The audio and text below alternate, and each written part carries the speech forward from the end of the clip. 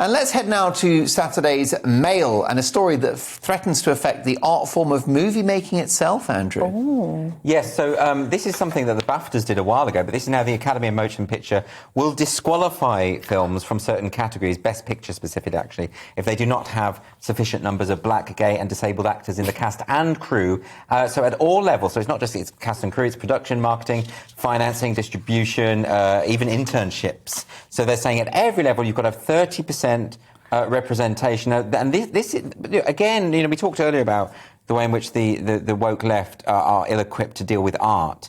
These are creative people creating works of art, right? Yeah. You can't regulate that with like a pie chart of how many people fit group identity and how they can... this is ridiculous. I mean, for instance, the Kenneth Branagh's recent film, Belfast, which of course is set in just before the Troubles in Northern Ireland.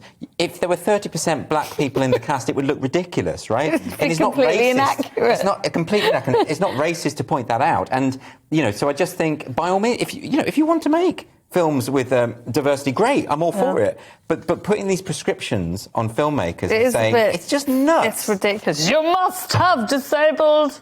We must see them all the time. It's just ridiculous. If it's not necessary in the plot, then why?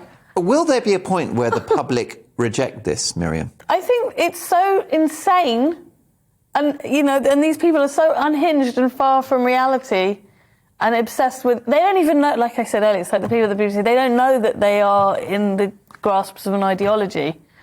I think it's all like to me, it's like a cornflakes packet. There's so many different diverse things to collect, and it's all very superficial. They're really not interested in content, meaning, and narrative. It is literally shallow.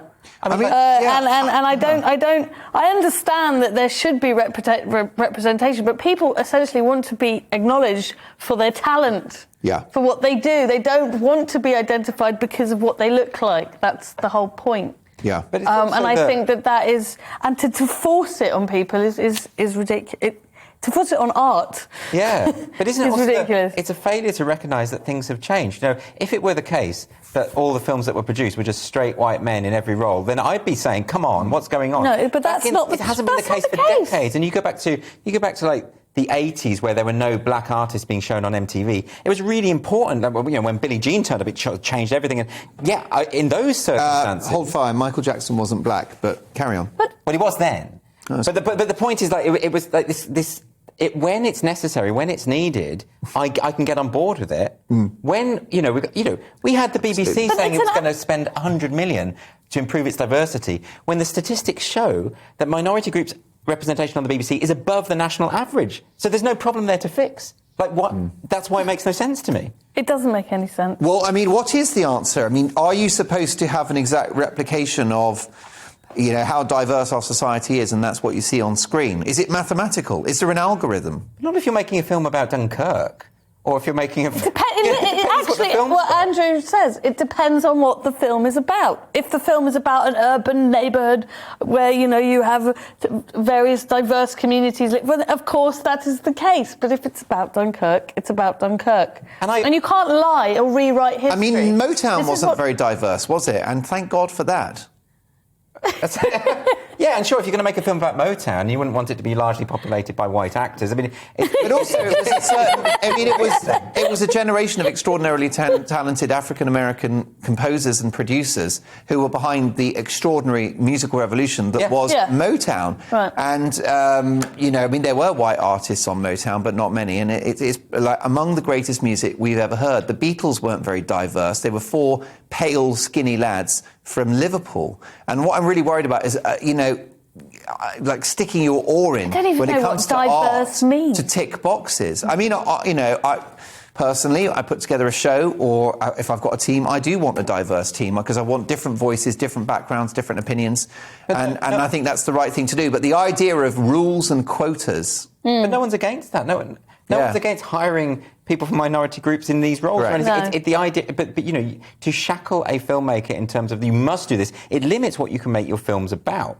You know, and that's so no one's against the principle of diversity. Or if you want to do like an all-black show, like The Wiz was a really interesting thing to do. It was radical, an all-black Wizard of Oz, fantastic. Now, if they did it, it would be boring and banal because it would be a sort of establishment thing. It is so established. But that's the point of it. It's really like. But also, I mean, it's only until these quotas go that we've got true equality, right? So in a way, we should be working towards not having quotas.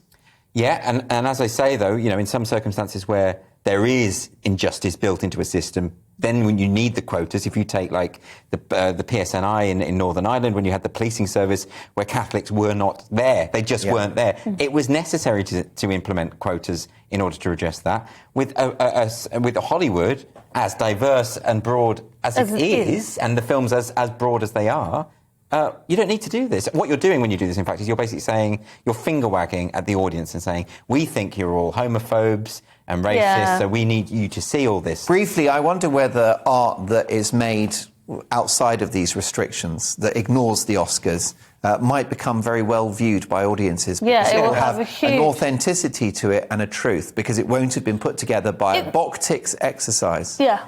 No, in fact, the counterculture that will come will be huge. Absolutely huge. And essentially, they're going to lose their audience because all they do is insult their audience. And what I hate about it really deep down is it's not about those communities. Yeah.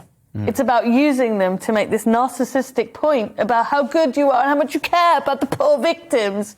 But you don't, really. It's just a chess move. Yeah. Really?